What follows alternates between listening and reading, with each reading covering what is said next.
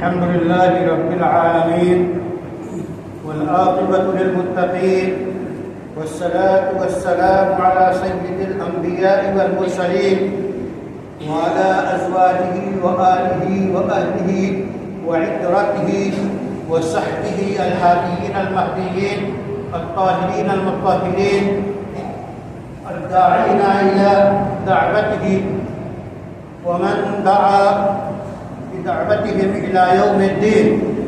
أعوذ بالله من الشيطان الرجيم. بسم الله الرحمن الرحيم. اقرأ باسم ربك الذي خلق.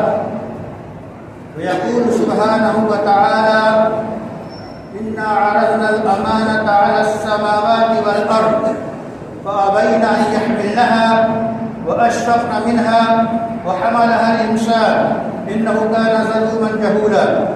ويقول النبي صلى الله عليه وسلم لا ایمان لمن لا امانت له.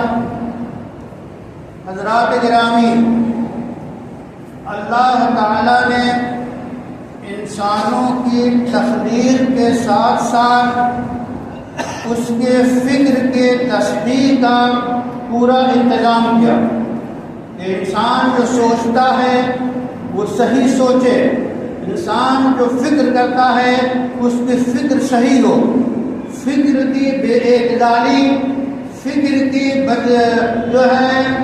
بدعنوانی یا فکر کی بدراہی اور بدچلنی جو ہے انسان کو تباہ و برباد کر دیتی ہے. اس لیے ضروری ہے کہ انسان کی فکر کی صحت اور اس کے صحیح ہونے، درست ہونے کی فکر کی جائے. انسان کی سوچ معتدل ہو، متوازن ہو، رب شناس ہو. فکر کا اعتدال اور سوچ کی موزونیت اسی وقت آ سکتی ہے جب اللہ سے تعلق ہو، خالق سے تعلق ہو. وحی کے ذریعے وہ تعلق قائم ہوتا ہے، یعنی وحی صحیح فکر کی اساس اور بنیاد ہے. اسلام کی پہلی تعلیم ہے اقرا، پڑھیے. پڑھنا یہ اسلام کی پہلی تعلیم، اور پڑھنے ہی سے انسان ترقی کرتا ہے. انسان کا پڑھنا، ہر پڑھنا مفید اور معتبر نہیں ہوتا، بلکہ انسان کا وہ مطالعہ، انسان کی وہ پڑھائی، انسان کا وہ علم و آگہی جو رب شناس ہو، رب سے تعلق کو پیدا کرتا ہو، وہی معتبر اور مفید اور نافع ہے.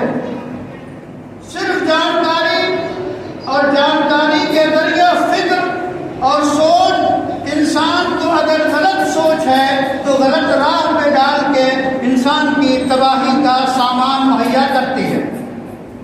اس لیے انسان کی فکر کے صحیح ہونے کا خیال اور تعلیم ضروری ہے. تو وہ تعلیم جو وحی کے ذریعہ ہے، قرآن کریم، اور وہ تعلیم جو قرآن کی تشریح ہے، رسول اللہ صلی اللہ علیہ وسلم کے فرامین، یہ وحی ہے اور وحی کی تشریح ہے. اسی کے ذریعہ انسان صحیح فکر حاصل کر سکتا ہے. اس کی یہ چیزیں ظاہر ہے کہ سننے سے، دیکھنے سے، سونگھنے سے، چکھنے سے، سوچنے سے یہ چیزیں حاصل ہوتی ہیں ظاہری طور پہ. اور اس کے اندر جو چیز، جو راز چھپا ہوا ہے، جس کو صحیح فکر کی جو بنیاد ہے وہ ہے روح کی پاکیزگی اور بالیدگی. روح کی پاکیزگی اور بالیدگی بغیر معرفت رب کے اور بغیر وحی کے علم میں نہیں ہو سکتی. دنیا کو چلانے کے لیے سارے اسباب، سارے ٹیکنالوجی، ساری جدید مشینیں، سارے جدید ذرائع کا استعمال ضروری ہے، لیکن سب کی جو روح اور صحیح سمت ہے وہ صحیح فکر ہے جو وحی پہ مبنی ہے. اسی میں سے کہ ہم پڑھتے ہیں، پڑھنے میں اعتدال اور توازن وحی کے ذریعے ذریعہ آئے گا کہ ہمارے علم کے ذریعہ دنیا کو فائدہ پہنچے، ہماری جانکاری کے ذریعہ دنیا کو فائدہ پہنچے، اداروں اور اکیڈمیوں اور مختلف تجربگاہوں کے ذریعہ دنیا کو فائدہ پہنچے، ایسا علم چاہیے۔ اگر یہ تجربگاہیں، یہ ایجادات، یہ آلات اور یہ ایٹمی توانائیاں اگر اس کا غلط استعمال ہوگا تو انسان کی تباہی لازمی۔ دنیا میں آپ جو احوال ہیں آپ جانتے ہیں، اس جانکاری کا، اس معرفت کا، اس ٹیکنالوجی کا، اس جدید علم کا مس یوز ہوا، غلط استعمال ہو رہا ہے تو شہر کے شہر برباد ہو رہے ہیں، ملک کے ملک تباہ ہو رہے ہیں، انسانوں کے گروہ کو جو ہے فنا کیا جا رہا ہے، اور ایک ظالم ہے اور مظلومین کی بے شمار پوری دنیا میں جن پہ ظلم ہو رہا ہے ان کی بڑی تعداد ہے۔ کیوں ایسا ہو؟ اس واسطے کہ جن لوگوں کے ہاتھ میں طاقت ہے، جن لوگوں کے ہاتھ میں ایٹمی توانائیاں ہیں، جن کے ہاتھ میں اسپرٹ ہے، جن کے ہاتھ میں قوت ہے، وہ ہاتھ امانت دار ہاتھ نہیں، وہ ہاتھ خیانت سے ملوث ہیں، وہ لوگ خائن ہیں، خیانت کرنے والے ہیں، اس لیے دنیا کی تباہی کا ذریعہ بن رہے ہیں۔ آپ کے علم حاصل کرنے کے ذرائع بہت ہیں، درسگاہیں ہیں، تجربگاہیں ہیں، رسمگاہیں ہیں۔ علم کے حاصل کرنے کے ذرائع پہ انتظام صحیح ہونا چاہیے، اور وہ انتظام صحیح کب ہوگا؟ جبکہ ان پہ جو لوگ بیٹھے ہوئے ہیں ان کے اندر امانت ہو، خدا ترسی ہو، وہ اللہ سے ڈرنے والے ہوں، خالق کو پہچانتے ہوں۔ جو کچھ وہ بٹن دبا رہے ہیں ان کو یہ سوال ہے کہ ہم سے پوچھا جائے گا، ہم یوں ہی نہیں پیدا کیے گئے ہیں، خالق پیدا کرنے والا قہار ہے، جبار ہے، وہ ہر چیز کو جانتا ہے۔ اس تصور کو، اس حقیقت کو پیدا کرنا یہ ان لوگوں کے لیے ضروری ہے جو اہل علم ہیں، جو لوگ علماء ہیں، جو لوگ دیندار ہیں، جو لوگ مصلح ہیں، جو لوگ داعی ہیں، جو لوگ فکر رکھتے ہیں دنیا کی، ان کو فکر مند ہونا ضروری ہے کہ لوگوں کے ذہنوں کے صحیح تعمیر کریں، لوگوں کے فکر کو، سوچ کو صحیح کریں۔ کہ ایک شخص بیٹھا ہوگا اور وہ یہ دعویٰ کرتا ہے کہ ہم جب چاہیں جس ملک کو چاہیں اڑا دیں، ختم کر دیں، یہ سوچ کہاں سے پیدا ہے اس کے اندر؟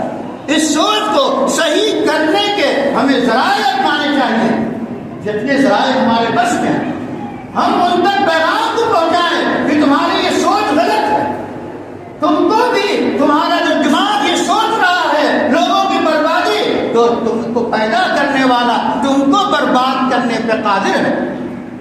آئیں بائیں شائیں کرنے لگو گے، ذرا سا گرفت ہوگی۔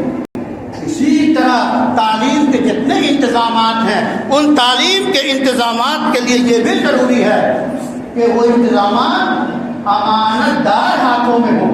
رسول اللہ نے فرما دیا کہ جس کے پاس جو امانت دار نہیں وہ ایماندار نہیں۔ اگر کوئی ایماندار ہے تو امانت دار ہوگا۔ امانت میں خیانت وہی کرے گا جس کا صحیح رب پہ ایمان نہیں ہوگا۔ اب جو لوگ ذمہ دار ہیں امتحانات کے، جو لوگ ذمہ دار ہیں اداروں کے، جو لوگ ذمہ دار ہیں اکیڈمیز کے، جو لوگ ذمہ دار ہیں رسمگاہوں کے، ان ذمہ داروں کی ذمہ داری یہ ہے کہ وہ امانت کے ساتھ کام کریں۔ ایک مرتبہ کا واقعہ ہے، ہم لوگ دارالعلوم دیوبند میں ایک امتحان دے رہے تھے کتاب کا۔ استاد محترم حضرت مولانا وحید الزمان کیرانوی نگران تھے امتحان کے۔ وہ تشریف لاتے ہیں، وہ بڑے سلجھے ہوئے، بڑے متوازن، بڑے شوق باشوق انسان تھے، بہت اچھے ادیب تھے عربی کے، اور لباس بھی ان کا بڑا خوشنما ہوتا تھا، ہر بٹن بند، ہر چیز سیدھی۔ وہ آئے، کھڑے ہوئے اور کہنے لگے اے طلباء، آپ لوگوں کا یہ یقین ہے کہ اللہ خبیر ہے، علیم ہے، بصیر ہے؟ ظاہر ہے ہر مومن کا یقین ہے۔ آپ جانتے ہیں کہ اللہ آپ کو دیکھ رہا ہے۔ اللہ کے حوالے کر کے میں جاتا ہوں، میری نگرانی کی کوئی ضرورت نہیں، اللہ نگران۔ پوری امتحان گاہ میں سناٹا مچ گیا کہ دیکھ لے اور قائد دیکھ لے. یہ ہے امانت اور یہ ہے تربیت کا طریقہ. تو اداروں میں چاہے دینی ادارے ہوں چاہے دنیاوی ادارے ہوں, امتحانات کو کنٹرول کرنا, ان کو سنبھالنا, ان کو صحیح سم دینا, صحیح طور پہ اس کو کرانا یہ ذمہ داری ہے. جو لوگ ایسا نہیں کرتے وہ امانت دار نہیں ہیں, ان کے اندر خیانت پائی جا رہی ہے. ان کو اس بات کا حق نہیں کہ ایسے عہدوں پہ ان کو رکھا جائے یا وہ لوگ ایسے عہدوں پہ ہو. یہی وجہ ہے کہ جب فکر کے صحیح کرنے کی سوچ پیدا ہوتی ہے تو نوجوانوں میں منتقل ہوتی ہے, تو وہاں سے آوازیں اٹھتی ہیں کہ تمام چیزوں کو صحیح ہونا چاہیے. یہ ذمہ داری اہل ایمان کی ہے, ہر اس انسان کی ہے جو خدا شناس ہو کہ وہ انسان کے فکر کو صحیح کرے تاکہ صحیح فکر کے ذریعہ دنیا کے اندر بھی وہ مفید ہو اور آخرت میں بھی کامیاب ہو. وآخر دعوانا الحمدللہ رب العالمین.